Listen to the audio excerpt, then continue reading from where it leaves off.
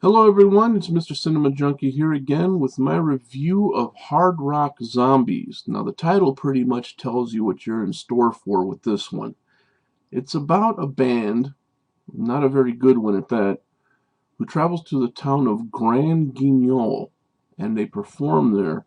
The town is pretty much run by every little atrocity known to man. You've got sexual deviants, you've got, I think there's a couple of vampires in there somewhere. Anyways, that's neither here nor there. Um, at one point, the bass player, who is the lead singer of the band, is writing a song called Morte a Sandre. As he's working on this, he picks up these words from some ancient text, and he's setting it to music with his bass guitar. And as he's playing it, there's a spider that comes up next to him. He kills the spider, then he goes back to playing the song. Spider starts moving again. Now we see that this song has the power to resurrect. Let's fast forward just a little bit into this movie. During a performance for the family inside of this mansion that they've stopped at, or that they're being housed at, and this place just has its whole collection of freaks.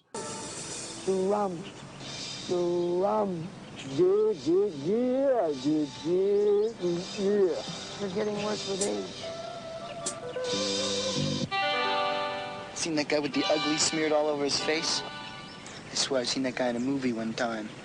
He went around killing neighborhood dogs with his teeth. And that guy with the axe, his head spins all the way around, I know it. Creepy. Creepy. We're gonna get murdered on our beds. There's probably a lady around here with knives. Some guy with a chainsaw. Mellow out. Mellow out. Let's see how mellow you are when we find you slashed to death in some shower. One deformed midget, one crazy old man and woman who lets their grandchildren watch them screw. Yeah, that's all there. The only normal one in the bunch is a girl named Cassie, who the lead singer seems to have fallen in love with. So the place is a little weird. But not that girl. God. I can't wait to get my hands all over her. Problem here is that the lead singer is about 30 years old, and Cassie is about 16. But I digress. Anyways, during this performance, they decide they're going to electrocute and kill the band, which they do. Oh, Cassie, won't you tell me what to do? I wanna spend my life in love with you. Oh, Cassie, you're a dream. So, after the band is buried and put to rest, I guess they're buried in the backyard somewhere, Cassie has the instructions of playing a tape at their graveside. And that tape happens to be the song that he was writing that brought the spider back to life, which in turn brings them back to life. And that is how they become hard rock zombies. I don't know if the guys who made this movie have ever seen a zombie movie before, but we all know that it comes down to two types of movement.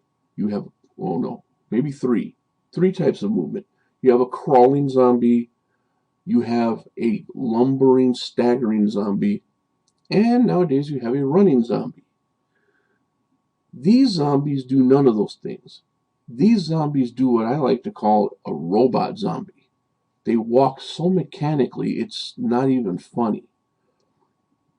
I don't know what they were doing or what they thought they were doing, but it's laughable at best. And that's kind of the joy of this movie, is that you can't take it seriously. You have to sit down and know what you're getting into, and you know that right from the title. If you read the title Hard Rock Zombies and thought, this has got to be the ultimate zombie movie ever, then you don't know zombie movies. It's like watching Rock and Roll Frankenstein and thinking that Mary Shelley had a hand in this. No, absolutely not. Also, during the course of this movie, it is found out that the old man is actually Hitler in hiding. So now everybody's trying to get the Third Reich involved. In this scene, the zombies are exacting their revenge on everyone, and they finally catch up to Hitler himself. You can see the seriousness of this scene as one of the zombies turns to mug to the camera and flex as he's approaching Hitler. And then it's followed by a very odd arm-embracing ring around the Rosie before they take him down, which they never really show them doing. Watch, won't you?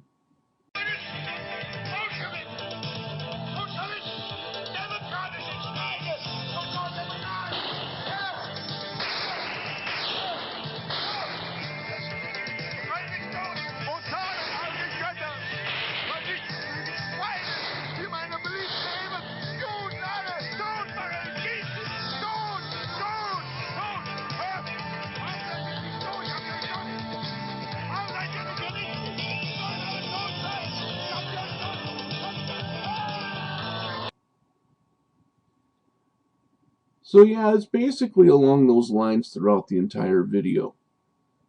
I think the best part of this movie, the best offering of this movie, and why this was written in is beyond me, because no matter what kind of zombie you're dealing with, usually it's a flesh eater, and usually it wants live flesh. Just like a vampire doesn't really drink dead blood, I can't picture zombies wanting to eat dead flesh, especially when that flesh comes off of their own bodies. But in this scene, you'll see that it does exactly that. Again, you have to take it for what it's worth.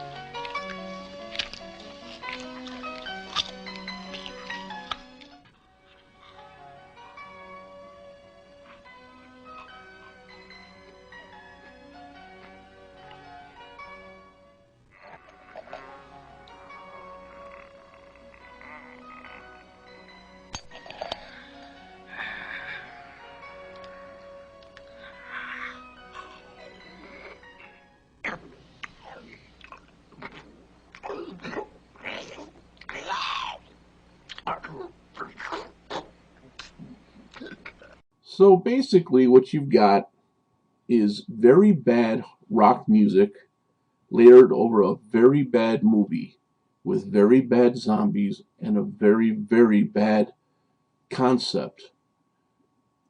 And it all boils down to one big fun nugget of crap. Here's a little side note, a little trivia for you. This movie was shot with the intent of only being 20 minutes long. Why was it only going to be 20 minutes long? Because it was going to be featured as a movie in a movie called American Drive-In. It was going to be the movie they were watching on the drive-in screen.